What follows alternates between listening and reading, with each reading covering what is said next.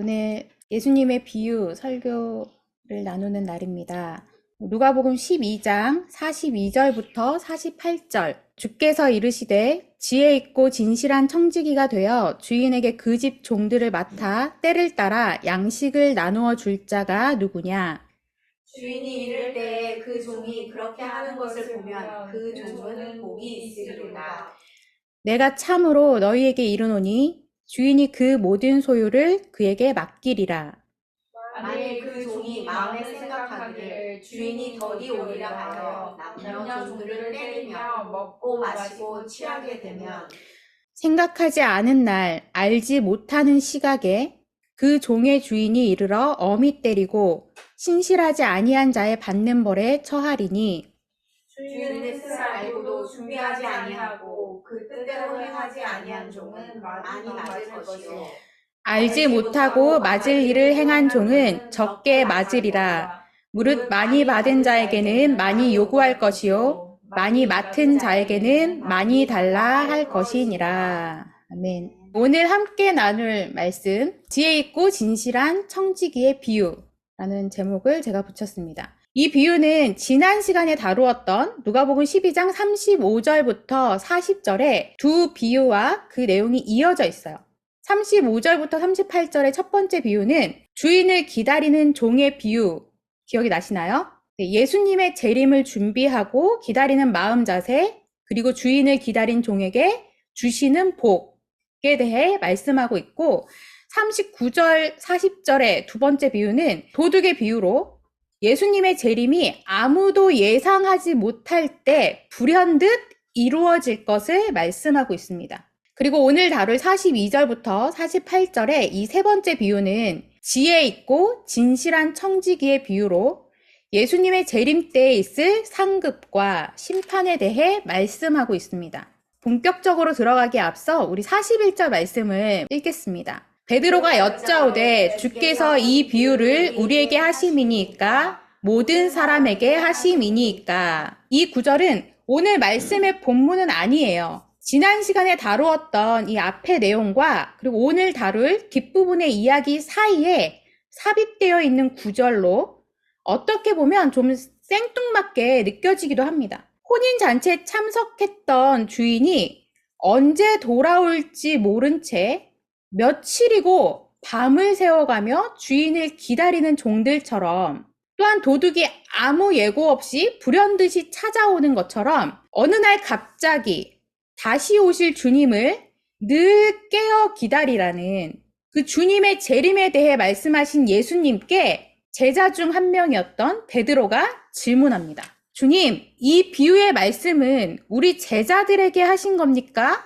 아니면 여기 모인 모든 사람에게 하신 겁니까? 지난 시간에도 살펴봤듯이 누가복음 11장부터 이어지고 있는 이 예수님의 여러 가르침들은 제자들을 향한 것과 또 예수님의 말씀을 듣고자 모인 일반 청중 무리를 향한 것이 거의 번갈아 가며 기록되어 있어요. 그래서 앞선 비유의 말씀이 자기들, 곧 제자들에게 말씀하신 것인지 아니면 예수님의 말씀을 듣고자 모여든 수많은 청중들을 향해 말씀하신 것인지 베드로가 좀 헷갈렸나 봐요. 그래서 별 의미 없이 던진 질문일 수도 있습니다. 어쩌면 베드로의 이 질문은 예수님의 가르침과는 상관없는 것으로 치부하고 그냥 넘겨버릴 수도 있었을 거예요.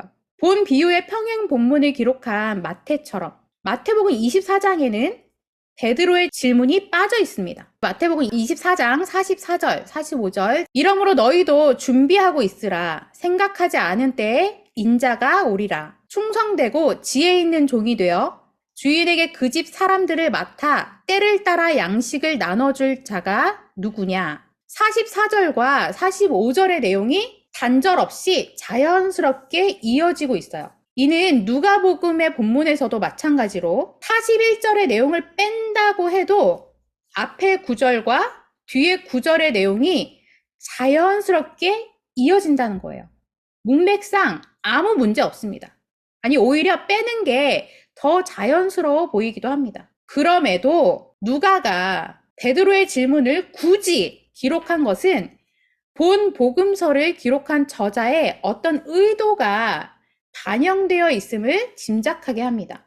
이런 짐작은 성경의 유기적 영감서를 인정하고 또 모든 성경 말씀은 살아계신 하나님의 말씀으로 성경의 단 한 구절도 의미 없이 허투루 쓰여진 것이 없다는 그런 전제하에 가능한 것이죠. 누가복음은 이방인이며 의사인 누가에 의해서 기록되었습니다. 그리고 로마의 고위 관리자인 데오빌로와 그리고 헬라의 기독교인들을 대상으로 기록된 복음서입니다. 누가는 그들이 알고 있는 복음을 보다 더 확실하게 알게 하기 위한 목적으로 이 복음서를 기록했다고 전하고 있어요. 누가는 예수님의 재림에 대한 이 비유의 말씀이 예수님이 직접 말씀을 전하신 1차적 수신자, 곧 제자들과 대부분이 유대인이었던 당시의 청중들에게만 국한된 말씀이 아니라 자신의 이 복음서를 받고 읽을 이방인 독자들, 이방인 성도들로 하여금 이 말씀이 그들에게도 해당될 수 있다는 생각을 갖게 하기 위한 의도로 문맥상 굳이 삽입하지 않아도 되는 이 베드로의 질문을 기록한 것으로 보입니다. 예수님께서는 베드로의 질문에 대해 직접적인 대답 대신에 또 다른 비유의 말씀으로 답하세요. 비유는 질문으로 시작됩니다. 지혜 있고 진실한 청지기가 되어 주인에게 그 집 종들을 맡아 때를 따라 양식을 나누어 줄 자가 누구냐? 대상이 누구입니까? 라는 질문에 누구냐로 답하시는 주님이세요. 예수님의 이 질문은 사실 어떤 대답을 바라고 한 질문이 아니었어요. 누구냐? 예수님으로부터 이 질문이 청중에게 툭 던져짐으로써 곧 이어질 이야기가 자신들과 상관없는 제3자의 이야기가 아니라 청중인 자신들과 어떤 연관성이 있는 이야기라는 걸 암시하는 것이었습니다. 누가는 예수님께서 당시 청중에게 던진 그 질문 바로 앞에 베드로의 질문을 먼저 삽입함으로써 예수님의 질문을 받는 대상을 확장시켜 버립니다. 바로 누가복음을 읽는 독자들에게로까지 말입니다. 독자는 글 속에서 연속하여 던져지는 그 물음에 그러게 그가 누구지? 라는 의문을 품으며 결국 그것이 자신과 전혀 무관한 것이 아님을 깨닫게 됩니다. 예수님 당시의 청중들이 그랬던 것처럼. 그리고 그 대상은 오늘날 성경을 읽는 모든 성도에게까지로 확장이 됩니다.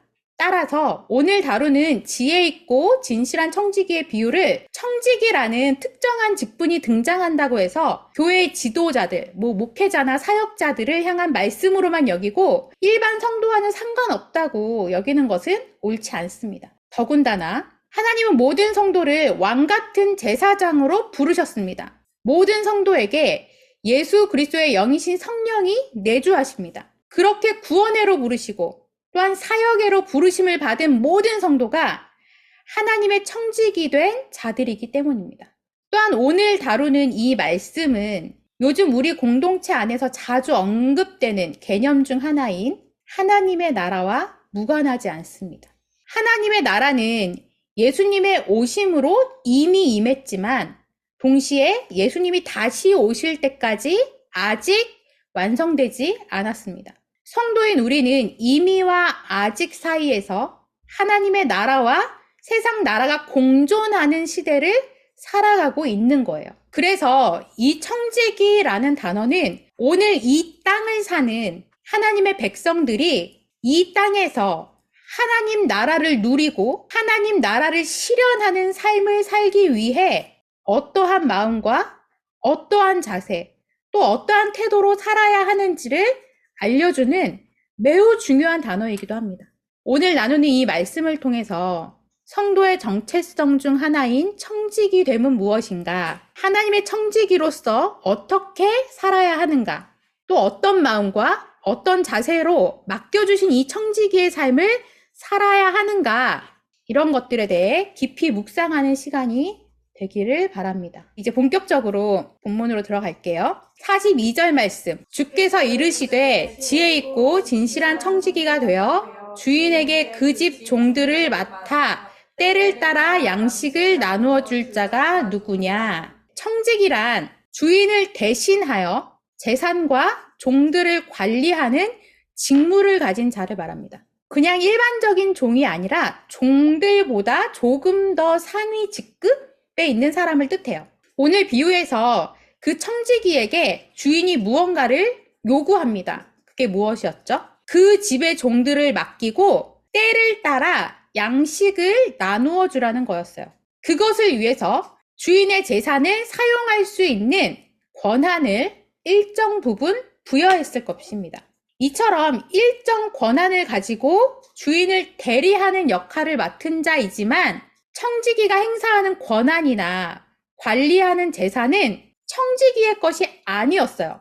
그 소유주는 분명 주인이었습니다. 주인의 것에서 일정 부분만을 위탁받은 것 뿐이었습니다. 43절, 주인이 이를 때 그 종이 그렇게 하는 것을 보면 그 종은 복이 있으리로다. 여기서 그 종은 42절에 지혜 있고 진실한 청지기를 말합니다. 당시 청지기는 크게 두 부류로 나눠진다고 합니다. 자유인으로서 청지기로 고용된 자가 있었고 그 집에 속한 종으로서 청지기로 임명된 자가 있었습니다. 이 43절에서 알 수 있듯이 이 청지기는 종의 신분을 가진 자로서 마땅히 주인의 명령에 절대 순복해야 하는 위치에 있음을 알 수 있습니다. 42절과 43절 이 두 구절을 통해 우리는 주인이신 하나님이 어떠한 분이신지 그리고 그분의 청지기 된 우리는 또 어떠한 자인지를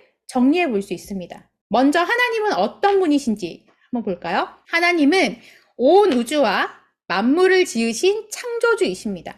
하나님은 온 우주와 온 세계, 온 만물의 주인이십니다.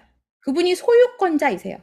하나님은 온 우주 만물, 모든 피조 세계를 다스리시며 하나님의 뜻과 목적, 계획하심으로 섭리하십니다. 맞습니까? 그럼 우리는 어떠한 자들이죠? 우리 인간은 하나님이 지으신 피조물이에요. 우리 인간은 하나님의 소유된 자들입니다. 나는 내 거가 아닙니다. 나는 하나님 거예요. 특히 성도인 우리는 하나님의 생명으로 값주고 사신 자들입니다. 하나님께서 우리에게 온 세계와 물질과 그리고 재능을 맡겨주셨어요. 우리는 하나님께서 맡기신 것들을 보살피고 관리하는 자들인 것이죠. 그리고 하나님께서는 우리에게 맡기신 것들을 통해 하나님의 선, 하나님의 나라를 이루어 가시는 일에 사용하십니다. 42절, 43절에서 우리가 주목해 볼 또 한 가지는 예수님께서 복이 있을 것이라고 말씀하신 그 근거가 무엇인지입니다. 여기서는 그 종, 그 청지기의 어떤 능력치를 얘기하고 있지 않아요.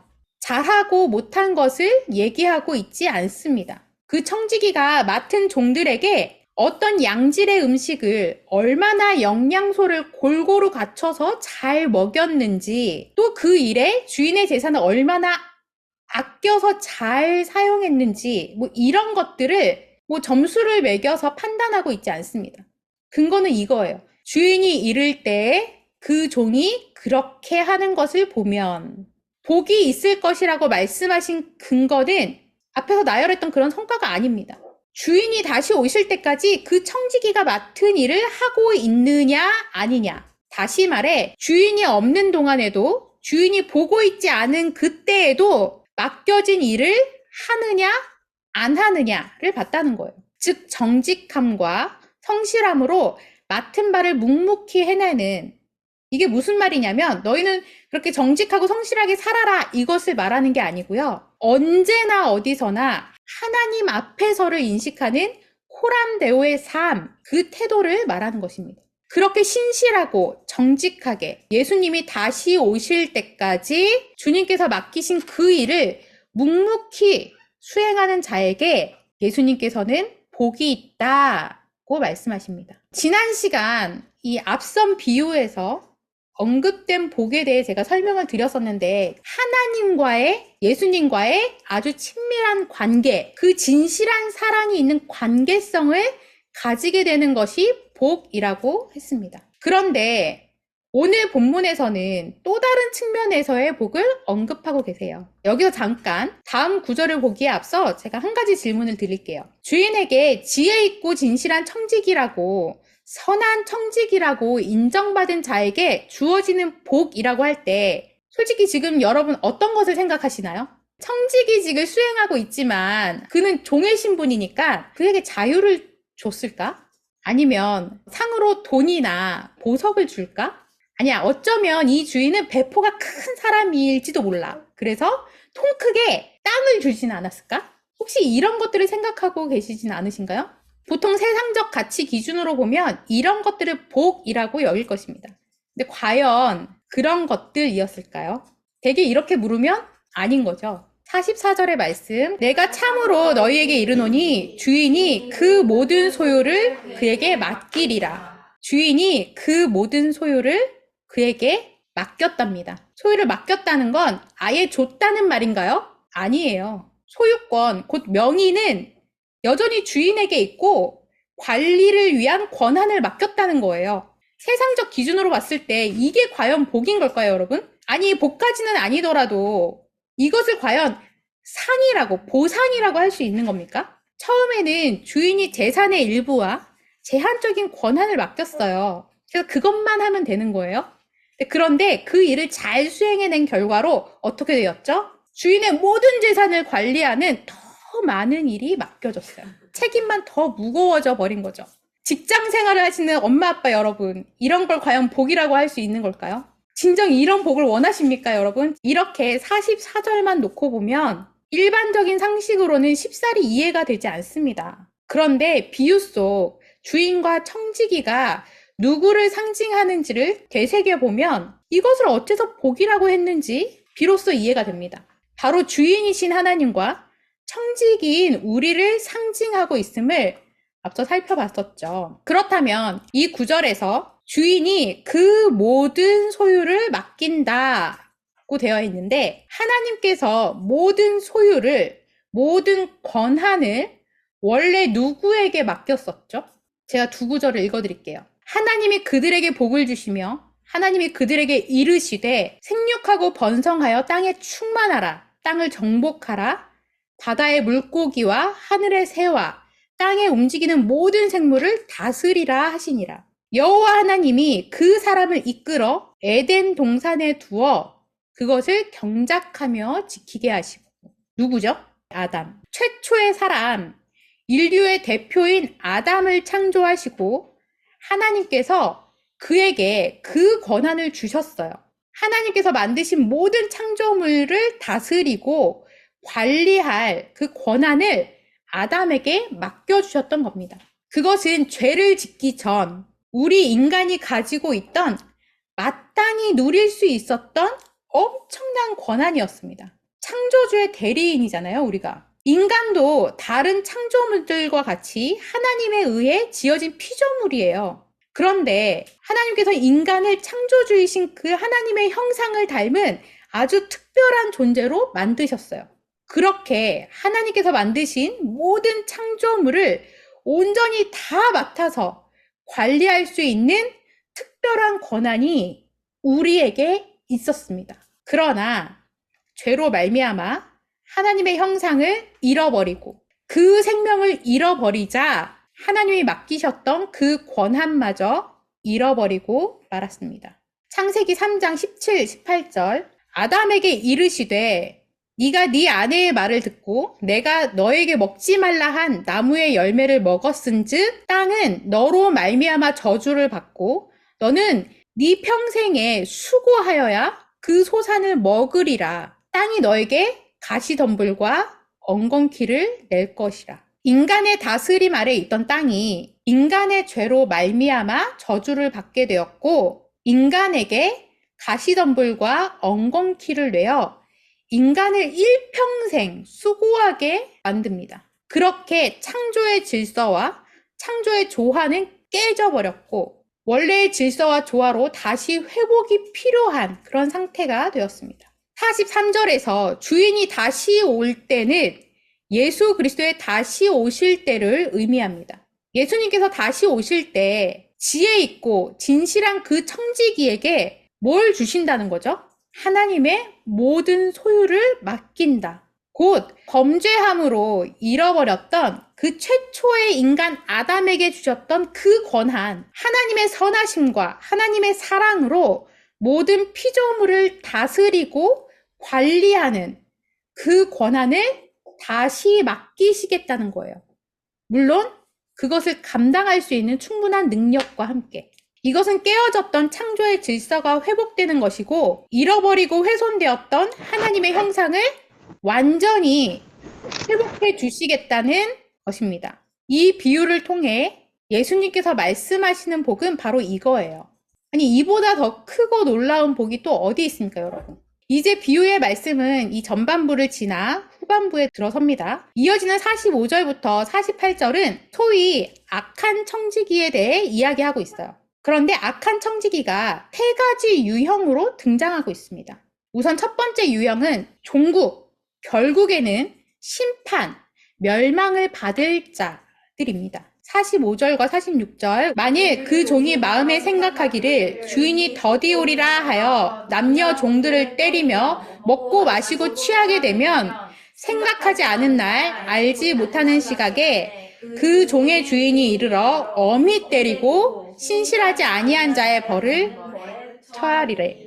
이 첫 번째 악한 청지기의 모습은 어떻죠? 주인이 집을 비웠을 때 그는 주인이 더디게 올 것이라고, 아주 천천히 느리게 늦게 올 것이라고 스스로 판단하고는 주인이 맡기고 간 남녀 종들을 주인은 뭐라고 맡겼어요? 때에 따라 잘 먹이라고. 근데 그들을 먹이기는커녕 때리고 또 자기만 먹고 마시고 취하며 막 그런 방탕한 생활을 했습니다. 그러다가 예상치 못한 어느 날 갑자기 그 주인이 돌아왔고 그 악한 청지기는 벌을 받게 됩니다. 그런데 그 악한 청지기에게 내린 벌은 한글 성경에 나온 것처럼 좀 심하게 두들겨 맞는 정도가 아니었어요. 46절에 어미 때리고 라고 번역된 부분에 이 헬라어 원어를 보면 두 부분으로 쪼개다, 각을 뜨다를 뜻하는 단어들로 조합된 말이에요. 디코토메오라는 이 단어는 구약 성경이 원래 히브리어로 기록이 되어 있죠.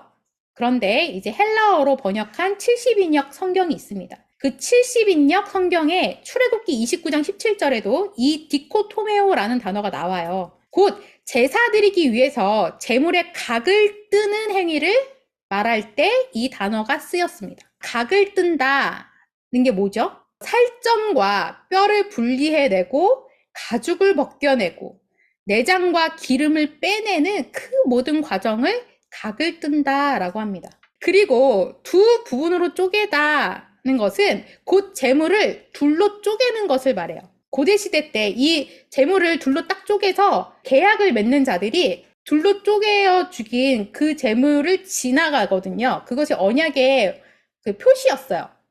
그것을 왜 하냐면 둘 중 어느 하나라도 언약을 파기한 자는 지금 반이 쪼개져서 죽은 그 짐승처럼 그렇게 언약을 어기면 그런 죽음을 당할 것이다 라는 것을 예시하는 거거든요. 근데 이 두 가지 의미로 볼 때 주인이 돌아와서 그 악한 청지기를 엄히 때렸다는 것은 그 악한 자를 둘로 쪼개고 조각내어 죽이겠다는 정말 확실한 멸망을 이야기하는 것입니다. 더구나 46절에 언급된 신실하지 아니한 자에 받는 벌, 이것은 곧 심판을 의미하는데 신실하지 아니한 자는 예수님을 믿지 않는 구원받지 못한 자를 가리킵니다. 정리하면 주인의 명령을 아예 무시하고 맡겨진 일을 하기는커녕 오히려 다른 종들을 때리고 주인의 재산이 마치 자기의 것인 양 함부로 먹고 마시고 술 취하며 악행을 저지른 이 악한 청지기는 주인이 다시 오는 날, 곧 예수님이 다시 오시는 그 마지막 날 영원한 심판을 받게 될 것을 말하는 것입니다. 그러면 이제 두 번째 유형은 어떤 사람일까요? 47절, 주인의 뜻을 알고도 준비하지 아니하고 그 뜻대로 행하지 아니한 종은 많이 맞을 것이요. 이 사람은 주인의 뜻을 알았어요. 주인이 자신에게 맡기고 명령한 것이 무엇인지 잘 알고 있었습니다. 하지만 주인의 뜻에 순종하진 않았어요. 첫 번째 유형처럼 악을 행하고 주인의 것을 오히려 망가뜨리고 해하지는 않았지만 청직이 된 자로서 마땅히 해야 할 일을 하지 않았던 거예요. 결국 주인이 돌아왔을 때 그는 주인에게 매를 많이 맞게 됩니다. 마지막 세 번째 유형의 사람 볼까요? 48절. 알지 못하고 맞을 일을 행한 종은 적게 맞으리라. 주인이 맡긴 일이 무엇인지 알지 못하는 자였습니다. 자기에게 맡겨진 직분이 무엇인지조차 알지 못하는 그런 어리석은 자입니다. 그래서 청지기로서의 사명을 감당하지 못했고 주인이 돌아왔을 때 그도 매를 맞게 됩니다. 그런데 세 유형 중 가장 적게 맞습니다. 이 두 번째와 세 번째 유형으로 대표된 자들은 예수님이 다시 오시는 그 마지막 때에 첫 번째 유형의 악한 청지기처럼 멸망, 곧 심판을 받지는 않아요. 다시 말해 이 둘은 구원받은 자에 속하지만 42절부터 44절에 언급된 그 지혜 있고 진실한 청지기처럼 이 땅에서 하나님 나라의 그 풍성함을 누리지는 못하는 자들이라 할 수 있습니다. 그러나 그럼에도 은혜가 되는 것은 그들이 비록 청지기로서의 사명을 잘 감당하지 못했을지라도 그들의 구원이 취소되지 않는다는 것입니다. 비유의 후반부인 45절부터 48절에 이 세 유형의 악한 청지기에 대한 이 부분은요, 자칫 잘못하면 율법주의적인 설교나 도덕적 가르침으로 이해하기 쉬운 부분이에요. 또는 열심히 제대로 안 하면 얻어맞는다는 그런 협박성 교훈으로 오해하기 쉽습니다. 사실 이 비유의 중심 메시지는 전반부예요. 율법주의에 젖어 있는 우리는 그런데 자꾸만 이 전반부가 아닌 그 뒷부분에 자꾸 시선을 빼앗기곤 합니다. 결론을 맺기에 앞서 전체적인 내용을 다시 정리해보면 지혜 있고 진실한 청지기의 비유는 선한 청지기는 어떤 자이며 그가 받게 될 상급에 대해 언급된 이 앞부분과 그와 대조되는 악한 청지기들의 모습이 어떠하며 그들이 받게 될 벌, 심판에 대한 뒷부분으로 나눠집니다. 그래서 본문을 이 누가복음 12장 42절부터 48절로 뚝 떼어내서 이것만 하나의 독립된 이야기로 본다면 대부분의 이런 결론에 이르기 마련이에요. 그러니까 우리는 열심을 다해 지혜 있고 진실한 청지기, 선한 청지기가 되어서 하나님께 칭찬받고 그 모든 소유, 더 많은 것을 맡은 자들이 되어야 합니다. 그렇지 않으면 하나님께 무시무시한 벌을 받게 될지도 모릅니다. 하지만 이 비유는 지난 시간에 다룬 두 비유와 함께 연결해서 봐야 그 진의를 온전히 이해할 수 있어요. 예수님께서는 앞에서 예수님이 재림하시는 때가 언제일지는 아무도 알 수 없지만 반드시 그날이 올 것임을 말씀하셨어요. 그러므로 하나님의 백성된 자들은 그날이 반드시 올 것을 늘 인식하고 다시 오실 신랑 예수를 사모하며 기다릴 것을 말씀하셨어요. 그리고 마침내 신랑이신 예수가 오셔서 신부인 성도들을 존귀히 맞아주시고 왕의 식탁에 함께 앉히시며 영화롭게 하실 것이라는 그 하늘나라의 소망을 전해주셨습니다. 그런 후에 그 기다림의 때에 이 땅에서 성도된 자들이 어떠한 자세와 어떠한 마음으로 살아야 하는지 오늘 이 땅을 사는 하나님의 백성들이 이 땅에서 하나님의 나라를 누리고 또 하나님의 나라를 실현하는 삶을 살기 위해 어떠한 마음과 어떠한 자세, 어떠한 태도로 살아야 하는지 오늘 다룬 이 세 번째 비유를 통해 말씀해 주시고 계신 거예요. 이제 마지막 구절을 보고 말씀을 마치겠습니다. 48절. 무릇 많이 받은 자에게는 많이 요구할 것이요 많이 맡은 자에게는 많이 달라 할 것이니라. 이 구절을 문자 그대로 해석하면 어떻게 되죠? 많이 받은 자에게 많이 요구할 것이고 많이 맡은 자에게 많이 달라고 할 것이니까 자기 자신이 많이 받았다고 생각되면 열심히 최선을 다해서 살아냄으로써 주님께 많은 것을 내어드려야 한다라는 식으로 잘못 이해하기가 쉽습니다. 근데 만일 결론이 이렇게 맺어진다면 앞서서 예수님께서 하신 그 말씀과 서로 충돌하게 되잖아요. 그렇다면 이런 의미는 아니라는 것이겠죠. 여기서 중요한 것은 누구에게는 많이 맡기고 누구에게는 적게 맡기고 했다는 데 포인트가 있는 게 아니에요. 예전에 다루었던 달란트 비유를 생각하면 이해가 조금 도움이 됩니다. 주인이 한 달란트를 맡겼든, 2달란트를 맡겼든, 5달란트를 맡겼든, 그것의 많고 적음이 중요한 것이 아니라 주님께서는 각 사람에게 가장 적합하게 맡기셨고, 그것을 잘 관리하고 수행할 힘도, 능력도 충분히 주시는 분이라는 겁니다. 하나님은 하나님의 일을 이루어 가실 때 우리의 도움이 필요하신 분이 아니세요. 하나님은 하나님의 일을 행하실 때 우리의 도움이 필요한 분이 아니세요. 하나님은 스스로 그 모든 것들을 행하시고 이루실 수 있는 전능하신 분이십니다.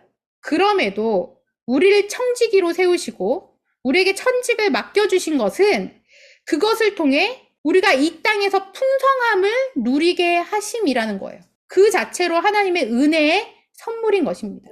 이제 말씀을 맺겠습니다. 저는 특히 이 많이 맡긴 자에게 많은 것을 요구하시고 찾으신다는 이 말씀이 엄청난 굴레요, 또 무거운 짐으로 느껴졌었어요. 하지만 복음이 무엇인지 알게 되고 이해하게 된 지금은 무거운 짐이 아닙니다. 우리에게 맡겨주신 천직을 통해, 또 사역을 통해, 또 가정을 통해 우리 자신에게 더 풍성한 은혜를 부어주시고 누리게 하시는 선물로 우리에게 주셨다는 것을 알기 때문에 그저 감사하고 그저 감사합니다. 이게 진정 자유죠.